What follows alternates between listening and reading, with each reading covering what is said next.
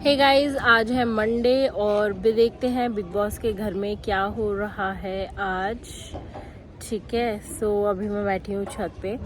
सो अभिषेक को pre workout नहीं मिला और कौन किसी का तो पुराना जो को कंटेस्टेंट रह गया था उसका पड़ा हुआ था, तो कोनिका, हाँ क्या नाम है, जीशान जी का पड़ा हुआ था प्री वर्कआउट।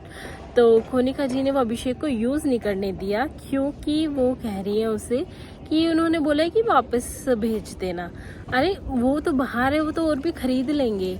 जो बंदा वहाँ पे है जिसको ज़रूरत है आप उसको यूज़ करने दो ना। क्योंकि अभिषेक ने कोनिका को हर्ट करा है तो इसलिए वो उसको यूज़ नहीं करने दी।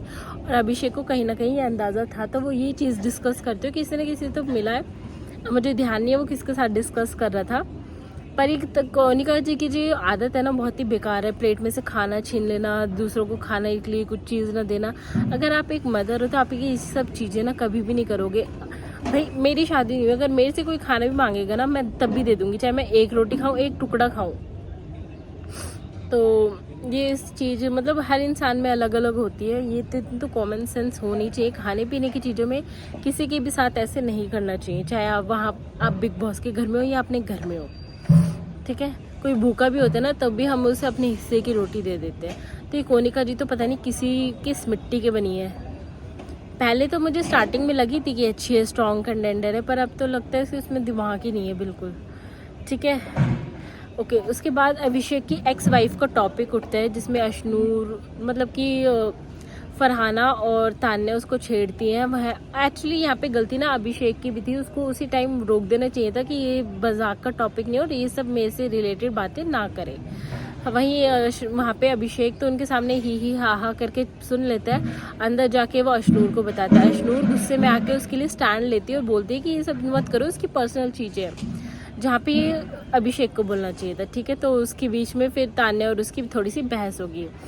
ठीक है, उसके बाद सुबह नेक्स्ट डे कोनिका जी की एक्टिंग हो जाती है कि कोई जाता है तो कितना बुरा लगता है।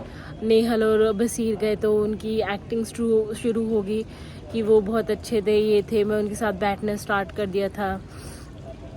सब एक्टिंग है, कोई किसी के लिए वो नहीं करता अंदर से फील। ठीक है, प्रणीत और फरहाना की लड़ाई होती हुई नज़र आई थोड़ी सी।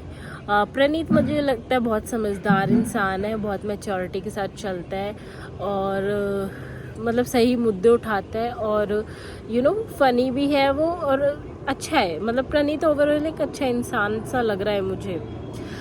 ठीक है, अभिषेक और अशनूर की गलतियां दिखाई बिग बॉस ने कॉन्फ्रेंस रूम में और ठीक है, तो डिसाइड सबको पहले तो उन दोनों को बिग बॉस ने नॉमिनेट करने का डिसाइड करा कि अभिषेक और अशनूर ही नॉमिनेट होंगे दिस वीक।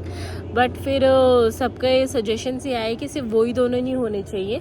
तो अगर आप लोग इतने ही सही थे तो आप लोग डिसाइड कर लेते, तो बिग बॉस मृदुल पे छोड़ते ही नहीं कि मृदुल तुम बताओ कि क्या होना चाहिए। ठीक है, अब मृदुल को जो सही लगा उसने करा है, तो यहाँ पे मुझे नहीं लगता कि मृदुल की गलती थी कि उसने सिर्फ उन दोनों को सेव करा। उसे लगा कि वो उन दोनों के अलावा भी और लोग भी नॉमिनेट होंगे, बट बिग बॉस ने सब घर वालों को नॉमिनेट कर दिया और उन दोनों को सेव कर दिया जस्ट बिकॉज ऑफ मृदुल के डिसीजन। पर मुझे लगता है कहीं ना कहीं मृदुल को अपना सोचना चाहिए। अगर वो ऐसा ऑप्शन दे रहे हैं तो कहीं ना कहीं वो चाहते हैं ना कि वो दोनों नॉमिनेट हो।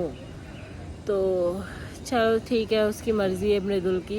एंड यही था कुछ आज का दिन, तो see you in the next video, bye bye.